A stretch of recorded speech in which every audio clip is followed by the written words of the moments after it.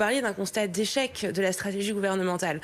En fait, la stratégie du gouvernement et les décisions du président de la République, ce sont des décisions qui ont permis justement de ne pas confiner fin janvier, alors que l'Europe, en tout cas une partie de nos voisins européens, reconfinait et ont encore des mesures très dures. Ça a été tant de semaines gagnées pour les écoles, tant de semaines gagnées pour nos emplois et tant de semaines gagnées pour notre quotidien de citoyens. Je ne pense pas qu'on puisse considérer que les jours qui se sont déroulés dernièrement, ce sont des jours gagnés. Excusez-moi, la raison pour laquelle on ferme les écoles, c'est alors qu'il y a encore une semaine, 10 jours, vous aviez un ministre de l'Éducation nationale qui nous disait absolument pas, il ne faut pas fermer les écoles. Ils ont été obligés à faire cela. Dit effectivement que ce serait du dernier recours. Mais oui, mais le problème c'est d'arriver au dernier recours. Pourquoi est-ce qu'on en arrive au dernier recours? Pourquoi est-ce que dans les écoles, excusez-moi, dans les non, pas comme là, excusez-moi. Énormément de pays. Excusez-moi, pas du tout. On est l'Allemagne qui a gardé le plus les écoles ouvertes. Les autres pays, c'est une vraie victoire pour les enfants. Excusez-moi, contre le décrochage scolaire, allez dire ça aux parents.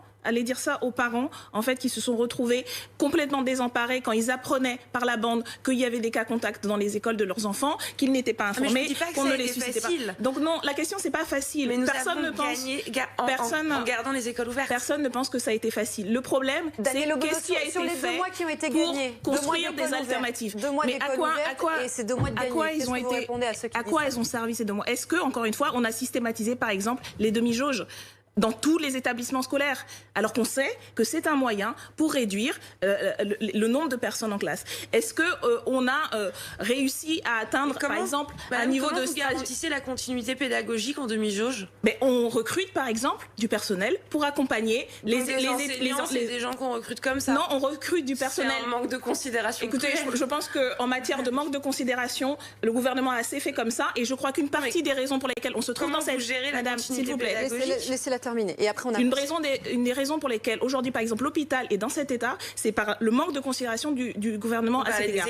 Et donc, je parlais des écoles. Et oui, et je pense que les profs, excusez-moi, mais les profs aussi, ils auraient beaucoup à dire à leur ministre s'ils faisaient autre chose que de faire des chasses aux sorcières. Mais pour les écoles, comment on assure la continuité pédagogique? Nous, depuis des mois, nous proposons justement de recruter notamment des étudiants et du personnel qui permettrait d'alterner d'une part les cours en présence de mi-jauge et de l'autre l'accompagnement scolaire, et donc on puisse systématiser. Nous proposons d'adapter les salles de classe, de mettre en place des stratégies de purification d'air.